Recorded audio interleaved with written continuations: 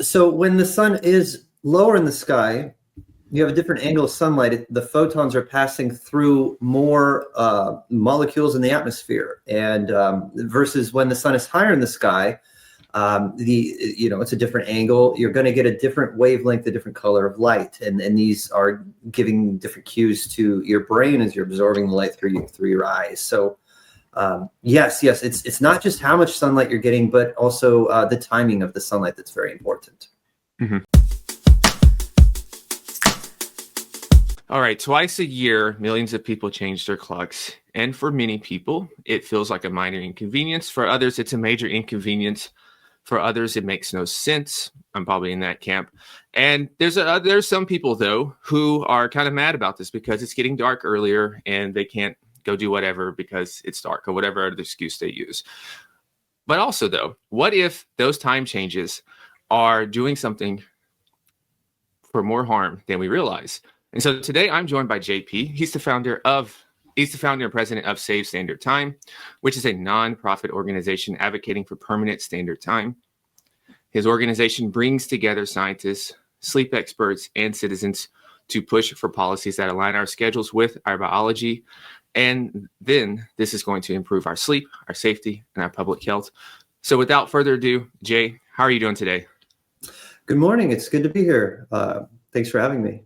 Yeah, well, I appreciate you joining me. And so I have to ask a very important question. We have to start very seriously. Amateur astronomer? Yes. I'm an amateur astronomer. I've got a 6-inch Dobsonian right there in the background, and a smaller solar telescope as well, and some high-power binoculars. I've always enjoyed not just viewing the stars, but paying attention to how the sun and the moon are moving throughout our sky as well. Mm-hmm. So you can tell time based off those two things, right? You can tell the time and the date based on the sun or the moon or the stars. Yes. Okay. And what led to that fascination and interest with that? Well, a couple of things. I grew up in a rural environment in Iowa. My great-grandparents were farmers. And so when I was very young, I was taught to tell the time from where the sun is positioned in the sky. Then also just growing up in the 80s, there were a lot of movies about, science fiction that captured my imagination. So I've always had an interest in this topic. To me, it's a natural science, astronomy. So it's bringing us closer to the natural world to understand the rhythms of the night and the day, and the summer and the winter, and how all these pieces fit together. It's been said that we live inside an enormous biological clock. The way that the Earth is moving and the moon is moving, and then we're all moving around the sun, like interconnected gears concentrically spinning inside a watch mechanism. I think it's a beautiful cosmic system. Mm-hmm. So, and I'm also curious, as we're learning a bit about your background, how does a former software engineer find themselves doing what you're doing now? Well, whenever the clock changes would occur, my friends would gripe about it, and I would try to explain. Well, you're correct to gripe about the spring forward, or no, actually the fallback is a good move to make. And so it was always the topic of conversation. When I'm in a DST observing state, I keep my wristwatch set to standard time, and people sometimes notice. They say, "Hey, why is your clock an hour slow?" And I would say, "Well, actually yours is an hour fast." And so around 2019, there was this great push for permanent daylight time coming out of Florida. And so friends were asking me, what is this about? Is this a good move or a bad move? And as I looked into it, I discovered, no, this is a bad move. And so I started to, make some noise about it, write some letters, make some phone calls. And before I knew it, I was building a website, creating a Twitter account, founding a 501c4, and testifying before state legislatures. So how was testifying before state legislators? I guess for the very first time. It was a terribly difficult experience for me. I'm not a natural public speaker. I've learned a lot over the last 6 years, and have become a little more accustomed to it. But still, it's a very strange thing at first, but you can get accustomed to it. Uh, when I was a software engineer, you never had to wear a suit, for example, and now I'm quite comfortable wearing suits. Mm-hmm. And you have to try to get your message distilled down to as brief as possible, make it into an elevator pitch, try to translate the jargon into relatable terms, and these sorts of things. And then it's also been fascinating to see how these conversations occur when the cameras are off as well. As I visit these capitals across the states and in DC, having these conversations with the legislators and their staff. Some people have said that it's akin to seeing how sausages are made, for example. And so I'm curious, is this issue so difficult for I guess politicians and legislators to grasp? Is it because they don't understand the science behind it, or there's a lot of other nuanced issues that goes into it as well, probably like financial incentives and stuff with having clocks and having more daylight in the evening? It's largely confusing to most people in general, time being an intangible object. It leads to people saying, well, I don't know. I know I don't like to change the clocks. Let's just pick one and stick with it. And then they often say, I like the summertime. Can we keep the one in summer year round? Will that somehow make winter be more like summer? And I'm sad to share that you can't magically turn the winter into summer just by changing your clock an hour ahead. The difficulty most of us have with winter is the lack of daylight. The sun is coming up later and it's setting earlier. Now, if you spring forward and stay there, then you're going to get even less light in the morning. So winter medically can be depressive to the mood, most notably due to the lack of morning daylight. Seeing the sun in the morning stimulates a release of cortisol and suppresses a release of melatonin. It helps you feel awake and alert and ready to make your breakfast, drive your car, start your work, or learn in school. We need that morning sunlight most of all. If you're lacking morning light, then you'll feel sluggish into the day. And then you might even have trouble falling asleep at the end of the day. If we kept daylight permanent, if we kept daylight saving time, if we kept daylight time permanent, the sun would be coming up after 8 in the morning for more than 3 months out of the year in most states.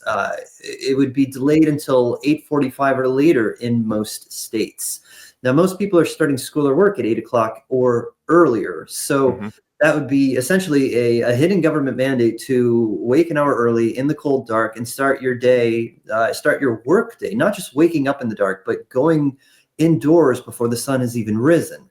And when we've tried that historically, we find that it leads to chronic depression and an increase in accidents. It's essentially a population-wide experiment in several weeks of drowsy driving when we tried permanent daylight saving time. We tried it in the United States most famously in 1974 in an attempt to save energy during the oil crisis. Russia tried it from 2011 to 2014. Britain tried it in the 60s. And it doesn't work out, and we end up realizing that we have to stop doing permanent daylight time. And then in the US, we went back to our current operation of seasonal clock change. In Russia, they bit the bullet and they said, we're going to go to permanent standard time. And that's where they've been ever since. So if you really want to end the clock change historically and scientifically, and just back to first principles, we really should be choosing the objective measurement of time. We should be aligning the clock as closely as possible to where the sun is positioned in the sky.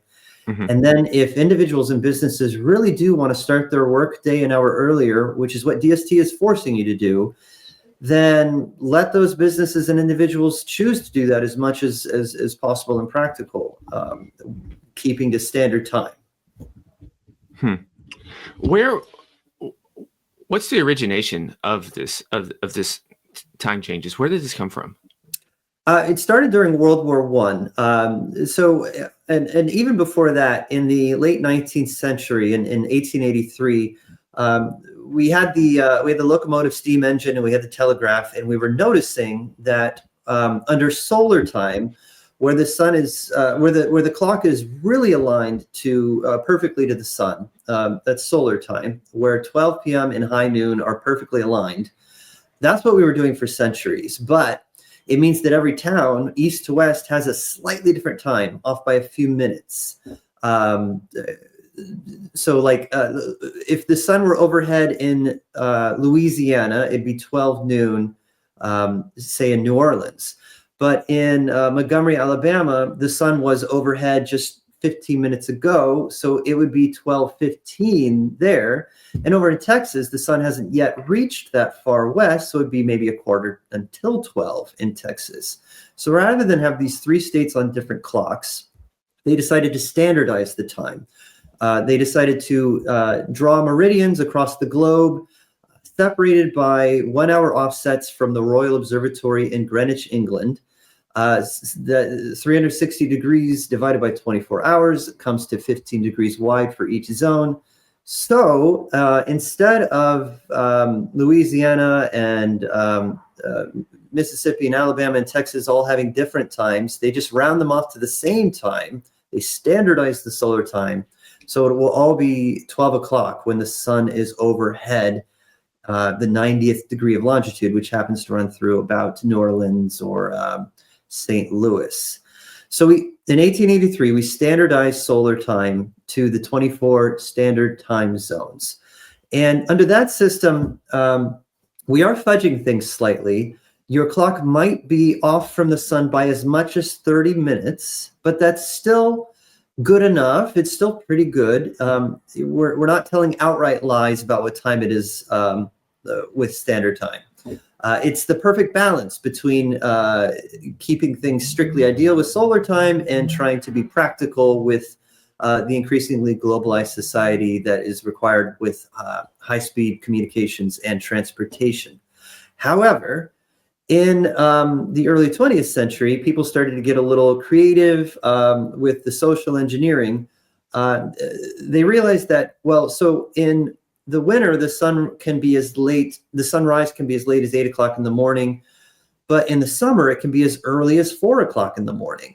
And that means people in the summer are sleeping past the sunrise. And there was an argument made that we are wasting daylight by letting people sleep in. And if we could somehow force people to wake up earlier, then they would go to work earlier. They'd have more time after work for play, specifically for playing golf. And so in 1917, in Britain and Germany, they decided they would start saving daylight. In the summer, they would move the clock ahead an hour, and that would mean your workday would start an hour earlier.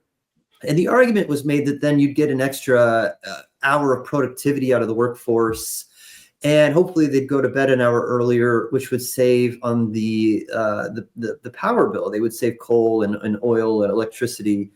But it turns out that just because you wake people up an hour earlier doesn't mean they go to bed an hour earlier. So we actually end up wasting energy. Mm-hmm. And you're less productive because you're getting less sleep. So it actually cuts into productivity. So there's never been strong data behind increasing productivity or saving energy, the original reasons for daylight saving time. Now, actually, the reason we have daylight saving time, so those were the excuses that were offered. It would save energy and increase productivity. The reality was that the golf lobby wanted people to be leaving work early so they would go spend money playing golf. And the retail shopping lobby, the department stores, wanted people to leave work early so they would go shopping in the evening an extra hour. That's why we have daylight saving time, is thanks to the lobbyists for golf and department stores in the early 20th century. A lot of people think that it's for the farmers. That was a myth that was invented by the Boston Chamber of Commerce. They published a document in 1917 called An Hour of Light for an Hour of Night, something like that. They said if we make the farmers harvest the crops an hour earlier, They'll have more dew on them. They'll be fresher and crisper. And the farmers said, no, that's nonsense. We harvest crops after sunrise so the dew can dry off because it's easier to handle the crops when they're not wet. Yeah. But the myth caught on. It's what people heard and believed. When the wars ended, these same lobbyists for golf and shopping brought it back. They brought it back in mainly the cities of the Mid-Atlantic region and New England, Boston and New York. It started to come back in Chicago and in LA. And then it spread by the mid 20th century to the state level. And by the 1960s, we had a real problem on our hands where some states were observing daylight saving time and some states were not. And those that were observing daylight saving time were doing it on a different schedule. You didn't know if you were springing forward on the Sunday after Easter or the Sunday after Memorial Day. And this was confusing to transportation and to commerce, so Congress was forced to step in. And unfortunately, they sided with the city folk and the lobbyists and said, okay, now all states are going to do daylight saving time. We're going to unify the schedule, so we're all springing forward and falling back on the same day, and this will reduce confusion, which was true. And so in 1965, a dozen states were doing DST. In 1966, almost all states were now forced to be doing daylight saving time. Now, Congress did provide an option to exempt yourself, and that's how Arizona and Hawaii and the 5 territories currently avoid the clock change. Any state can pass a state law saying we will not observe daylight saving time and we will stick to standard time. The challenge with this is most state legislators don't know that that's an option. And those that do worry about creating new time zone boundaries. If the state of Missouri were to self-exempt from DST, then Kansas City, the metropolitan area, would be divided by a new time zone with Kansas not doing DST or doing DST in Missouri. You see the problem. If Missouri went its own way, but Illinois did not, then St. Louis metropolitan area would be divided in half. So a lot of state legislators just find it too challenging and confusing and throw their hands up and point it to Congress. Then Congress points back to the states and we have a stalemate. Huh. It's interesting because I'm in Tennessee, so I'm in Tennessee, and so our state has Eastern on the once you get closer to Knoxville, you're going to have Eastern Standard. I'm on Central Standard. So if they were going to change that, then they would have to. So I guess then they would have confusion with the people on the eastern border of the state. Yes. Huh. Okay, and so that's why a lot of times nothing gets changed, because I've always wondered how places like Arizona and then I think you mentioned Hawaii and how they can avoided those things and just stay the same. Right. So it's easier for us in Arizona because most of our population lives in the center of the state near Phoenix. We don't have major metropolitan areas on the borders. And of course, Hawaii being an island has no problem with the borders as well. So for this to actually happen, it sounds like it's going to have to be a federal issue then. Well, not exactly, no. So what my nonprofit has begun to offer is on our website, savestandardtime.com, we do have a page of draft legislation, a bill for every single state. And the key is that when you're passing a state bill for exemption from daylight saving time, you need to make the effective date delayed contingent upon at least one neighboring state doing the same thing. So, for example, you mentioned Tennessee. Our bill for Tennessee would say we're ready to exempt from DST as soon as Arkansas is, and that would prevent the Memphis metropolitan area getting divided by a new time zone. So if Tennessee could pass that law, then I could go to Arkansas and say, hey, they're ready to do it. How about you? And we can put together a regional solution in that way. Well, wait a minute. So no, Memphis is central, right? Yeah, Memphis is central. And then what about Knoxville? Knoxville will be Eastern Standard.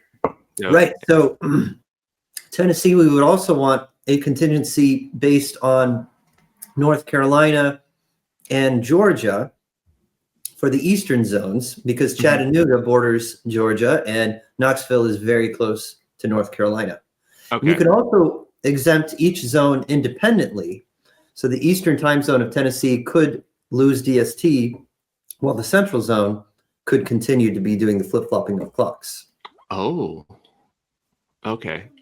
Okay. So now, okay, I mean, I can see how this gets I can see how this gets a little hairy it now. does. It's a tangled web that we weave, and it is very it can be technically difficult and practically difficult. But that's why we want to have bills with these contingencies built on each other, so that we can put together a regional solution rather than having any one state trying to go it alone. Mm-hmm. That definitely makes sense then, right there, because I can see how someone's going to argue this, or an easy excuse for someone to get out of this. They're going to say, "Hey, I have these other issues that my delegation and people are getting on me about. I see the thing here, but I can't make it a priority because it's too difficult, and I have these other things to worry about." Yes, and that's a very common response we hear, is that people care about it, but they don't care about it as much as they do other Mhm. issues, and it's Yeah. low on that priority queue. But the interesting thing is, though, and which I've seen the advisors and the people that you have on board as well, and yourself. There's a lot of health issues with this, and I think that's the thing that is still not fully grasped. That we have this we have an obesity epidemic, we have all these other Yeah. chronic health issues in America, and it's not just food. It's not just you're not Mhm. working out enough. You're not just eating enough. We're Mhm. also our circadian rhythms are off. Yes.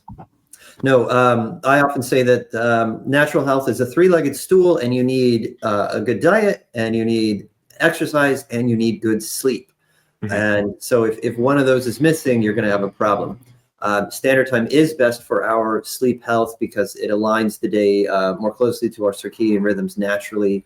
Um, that darkness in the evening helps you get to sleep on time, and having that sunrise in the morning helps you wake up naturally without an alarm clock.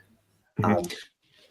Yeah, and I think also, and this is something that I probably over the last maybe 18 to 24 months really started to understand more and study more, is that the sun at different periods of the day is going to offer different benefits for our health and everything. Like the rays that you get from a sunrise is going to be different than what you get at high noon, and they offer unique health benefits for each one of those.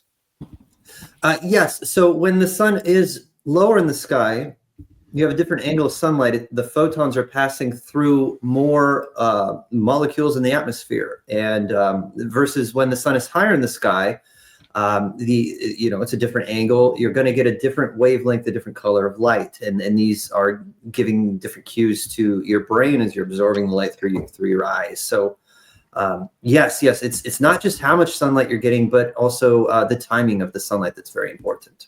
Mm-hmm.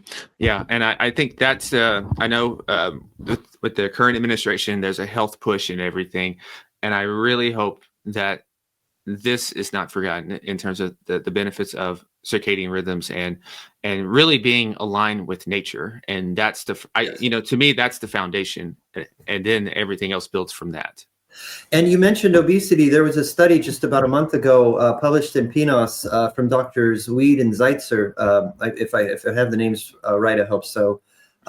They were studying permanent standard time, permanent daylight time, and the current situation of changing clocks, and they found that permanent standard time would be much better for reducing obesity than either of the two options.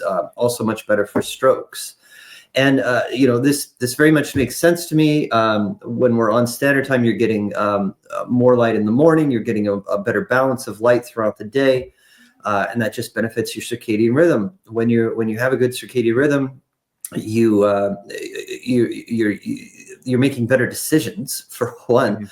What if you're lacking sleep, if you're feeling sluggish, you might be drawn toward foods that are not so good for you. You might be rushing through your food instead of chewing it,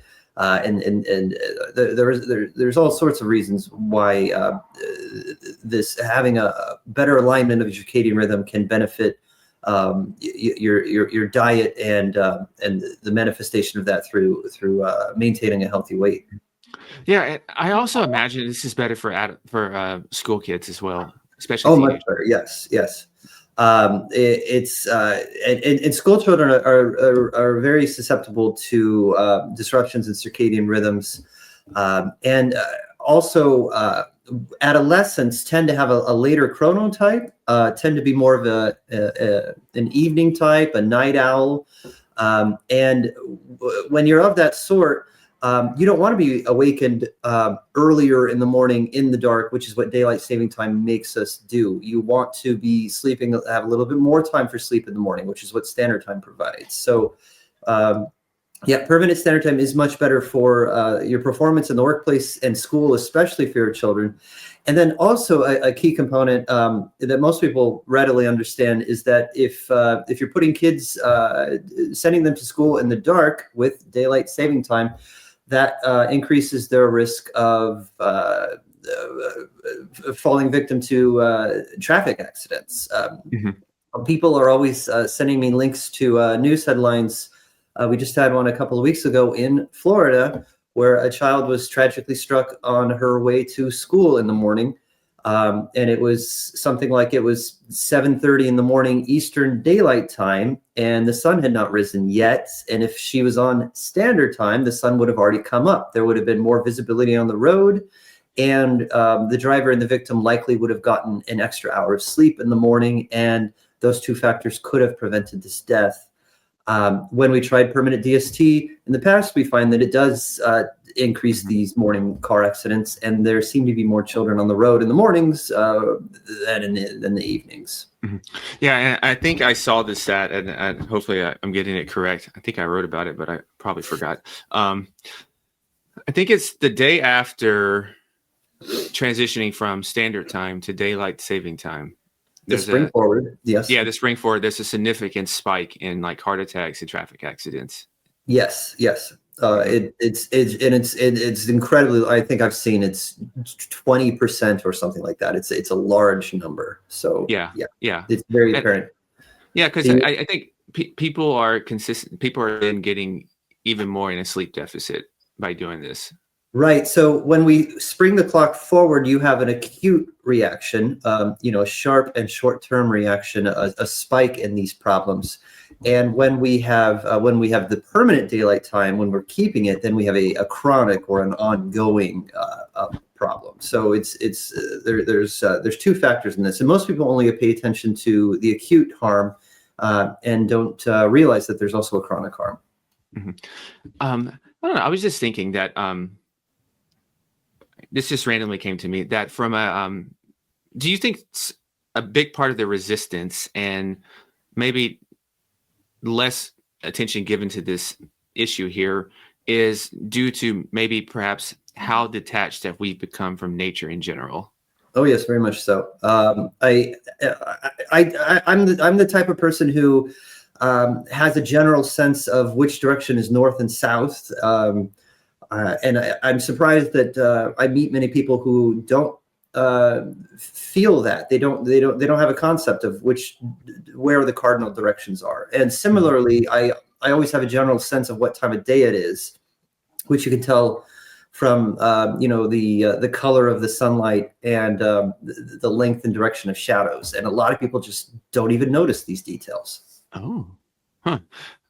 I can see the sun idea because for me now there's a clear distinction since I've been outside so much now with how it's a cooler and warmer earlier in the morning. So that's an easy indication for me. And then even at sunset. But I didn't think about the length and the shadows. That's a new one.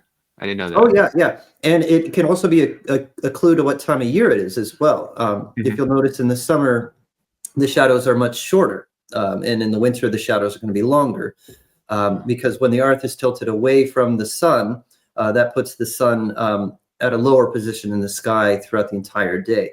The sun reaches its zenith at high noon, which would be at 12 p.m. solar time.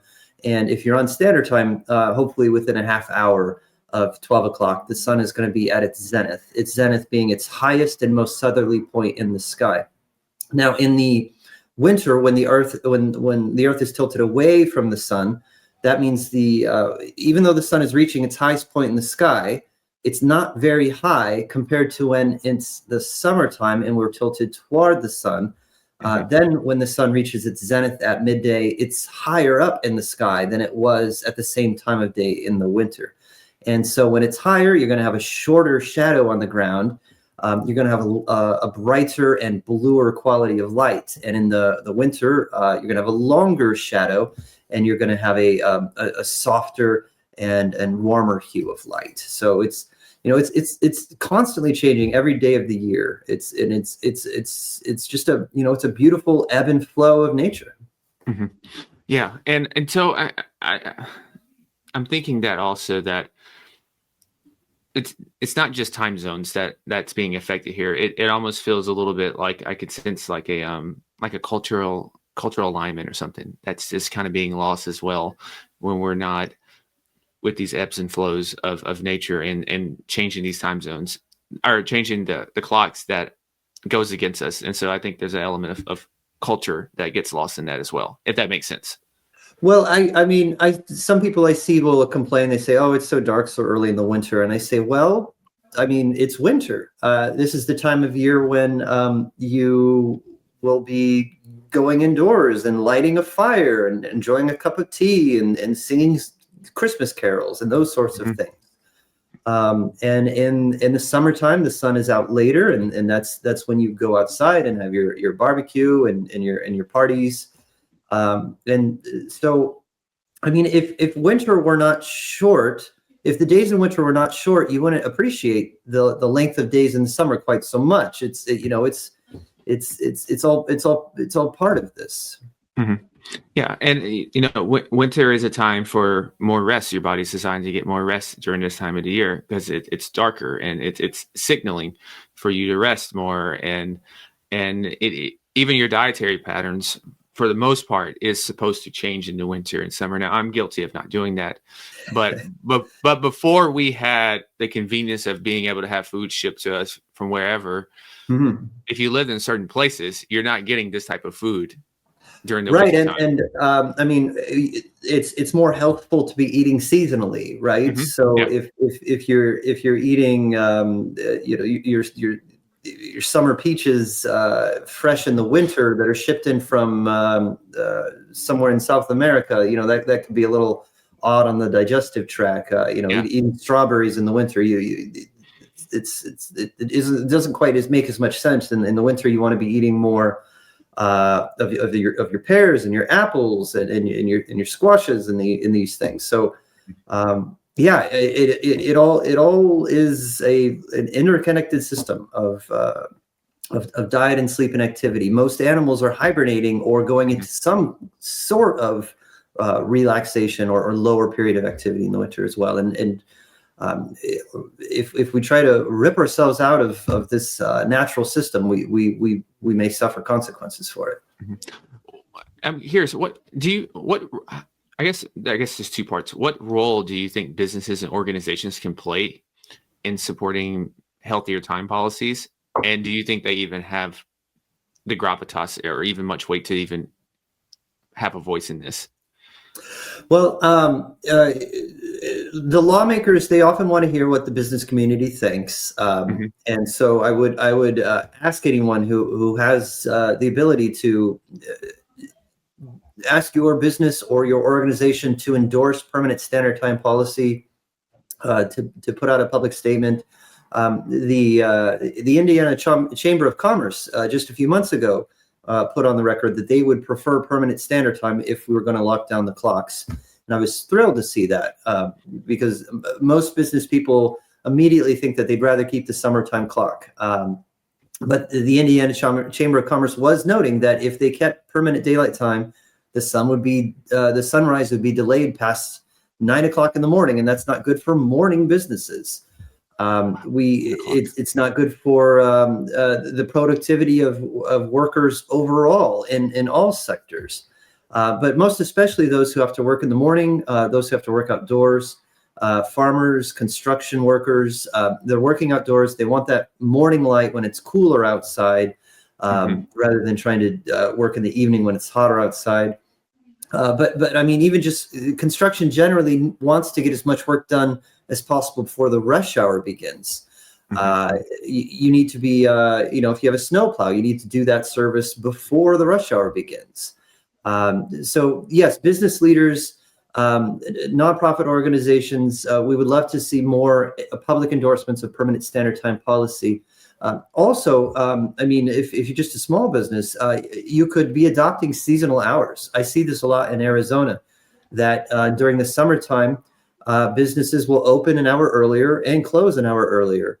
And then in the winter, they'll go back to their usual schedule. And I think it's a great way to be putting the power back in the hands of the local business, of the local community, rather than having this top-down mandate of we're going to change the clocks on this date, and tough luck if you don't like it.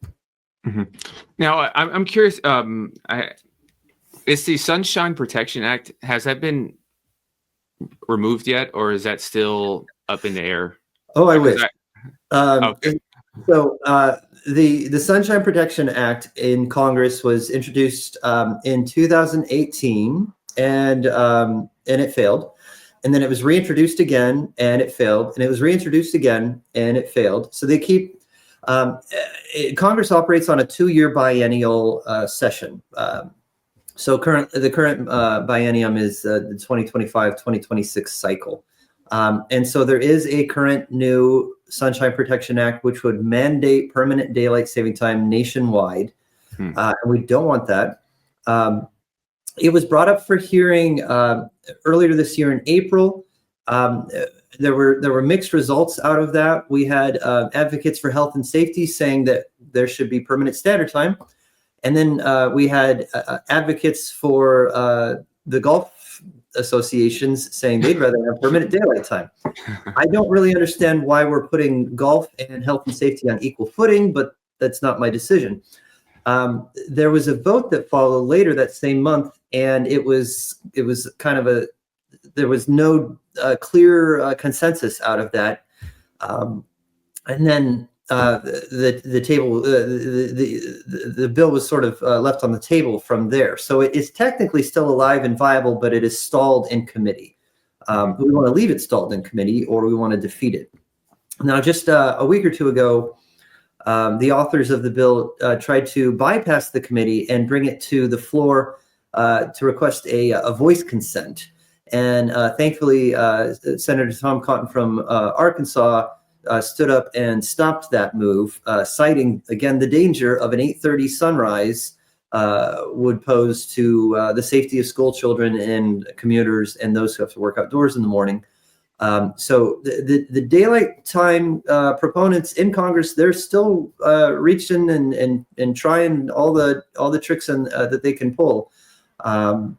But we are maintaining a strong defense against that. What we really do need, though, is a new permanent standard time bill to be passed in one of the states, or we need one introduced in Congress, because most endorsers of permanent daylight time tell us that they don't really favor one clock or the other. They just see this one bill being offered for daylight time. They want to end the clock change. They sign on to it. We need to give them the opportunity to endorse the alternative.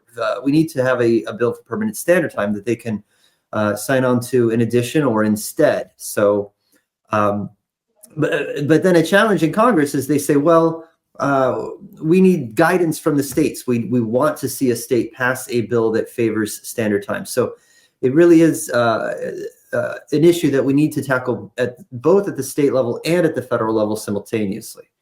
I don't know. Maybe Tennessee can get their act together. I don't know where Tennessee stands on that. Does Tennessee stand on standard or permanent, or have they just been quiet? Well, so unfortunately, when Florida passed the first permanent daylight bill in 2018, Tennessee and most of the southeastern United States followed in the next year or two, passing the same bill. Now, when they passed this bill, they didn't discuss, should we keep standard or daylight? All they said was, Florida did this. We want to get rid of the clock change. Let's do the same thing. So, oh no, I need to go have a talk with them. Yes, please reach out to your state legislators and your members of Congress. Yeah, I need to I need to go talk to them or find a way. Maybe I can get them on the podcast and have a talk with them. I'd be glad to join that conversation. Now, we did Yeah. have a bill for a permanent standard time a couple of years ago in Tennessee, and it passed through its first committee, so that's pretty good. But then it got stalled, I think, on the floor or in the companion bill. And there was a distraction with the school shooting that occurred tragically that year. And so we haven't seen any movement in Tennessee since then. Okay. But so there's possible interest. Okay. So I'm hearing also that, so I guess there's a couple options. We need more health oriented people to get in office. or we need we need to really find some way to educate and inform people beyond just economics. Yes. Potential economics. Economics is great, but there's also economics with health as well that trickles down into people having to pay more for their health care now because right. When most people talk about economics on this issue, they're usually just talking about the special interest of the golf lobby, or they think that will increase shopping money or spending and such. And there's really not strong data showing that it would benefit golf or shopping to be on daylight time, for one. And then number two, daylight time is decreasing our productivity across all sectors. So it's really not a good economic decision to adopt permanent DST. Yeah. And I think that people love money, especially business owners and corporate leaders. So I think if they've seen that enough and had that, put in their face enough, I think that can start to sway them a little more, or at least give it attention. Because to me, it seems like it's a no-brainer, but it's just the awareness of it. It's just not fully there to fully grasp the severity of it. Yes, most people, as I mentioned, don't really understand the issue, and understandably so. It's kind of a weird topic, and also most people don't give it any thought or attention except twice a year. So it can be a challenge to get this information out to those involved.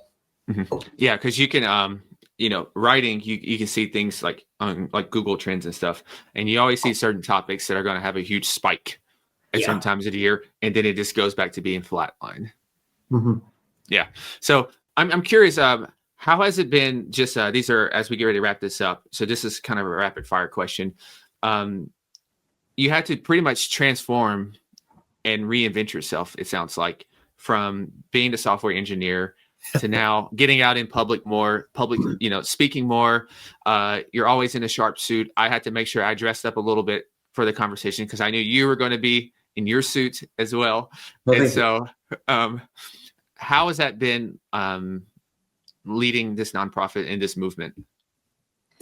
I sometimes, not that I'm the strongest man in the world, but it reminds me of John Rambo, how he just wanted to be left alone. Like I would have been happy just living my life quietly, but they insisted on trying to change the clocks, and I won't stand for that. I suppose it's helped me personally to be developing myself more professionally, to learn how to put better in words my thoughts, and to present myself more professionally. So it has been an interesting journey, but throughout the whole thing, I've never wanted it to be about myself. I want it to be about the issue, about the history, about the science, and about the core principles behind the matter. We want to save standard time. We want to stay on standard because it's just naturally better for our health and safety. These facts stand alone without any individual behind them. That's kind of where it lands for me. Yeah, it does. And it really, this thing really pierces into the fabric of society, from the economics, from the health, and health and economics tends to go together. If people are feeling sick, then they're not going to be as productive, then that's going to affect the economics of the situation. So every fabric of society operating is affected by this, but a lot of times it's what I call invisible influencers. So these things are invisible to the eye that you don't necessarily feel instantaneously, but over time they're silently compounding. And then you have a gradually and then suddenly moment. And another factor for me too is just being honest about the time of day. Again, I was taught to tell the time from the sun's position in the sky, which is most akin to standard time, not daylight saving time. Daylight saving time is a trick to make you wake up an hour earlier. Now, if you really like waking up an hour earlier, then I say we should empower you to do so. If you feel like your work day is starting too late and you want to start earlier, let's give you that autonomy. Let's give you that authority over your own life. I find really that most people who say they like daylight saving time, they really just like the summertime. Now, if you're addicted to summer, then I guess you need to move to the equator or migrate like a bird throughout the seasons. That's totally fine. A lot of people do that. But I'm not a fan of trying to turn the clock into a liar to try to trick society into this system. Yeah. And so I'm curious, what's next? What are you looking forward to in 2026? Well, in 2025 was the first year we got, I think, 7 bills halfway to the finish line. Mm-hmm. And 2024 was the first year we got 1 bill halfway to the finish line. And 2 of these bills are still active. Kansas Senate Bill 1 was approved by the Senate this year, and it will come back to life in January and go through the House. If we could pass that bill, then Kansas would be saying, we'll take permanent standard time as soon as Missouri's ready to do it. And then I can go to Missouri and say, hey, Kansas is ready to do this. Mm-hmm. Nebraska also has a bill for permanent standard time that is still viable in 2026. We would love to get that passed. And it also is contingent on its neighboring states. If we can get just one state to pass a bill saying we'll accept permanent standard time, even with the delayed effective date contingent on neighboring states, that will make headlines, and we can start pushing over these dynamos and move the entire nation to permanent standard time. And of course, every year in December and January, we get a lot of new bills that I don't know are coming. We're doing advocacy right now behind the scenes, reaching out to our state legislators, and I would implore you listening at home to call up your state legislator and say, I want a bill for permanent standard time. It's already written for you. Go to Safe Standard Time's website. Please file this bill. We'll come out and we'll support it. We'll testify. So I'm really looking forward to what's ahead. Awesome. And I'm going to have that link in the show notes as well for thank you. in case someone's driving or anything while they're listening to this, and they'll be in the show notes. And so where can listeners get involved more, support your work, and even learn even more about you? Yes, please go to our website, savestandardtime.com. We have heaps of information there, tons of information. And we also have a button for subscribing to our email if you want to get an alert whenever there's something happening in your state. And of course, follow Safe Standard Time on your favorite social media. We have X, Blue Sky, Facebook, Instagram, LinkedIn, YouTube, several of these. So yeah, we'd love to keep in touch with you all. Yeah, they're everywhere, and I'm on the newsletter as well. There's great research. I'm actually using some of the research for an upcoming article that they actually that they actually shared. So it's a fantastic resource. It's a fantastic, it's the definitive, I think, source to really learn about this issue and then to share it with everyone else. I cannot emphasize this enough that our circadian health is the foundation for everything, and so this is a very important issue. So, Jay, thank you once again for joining me.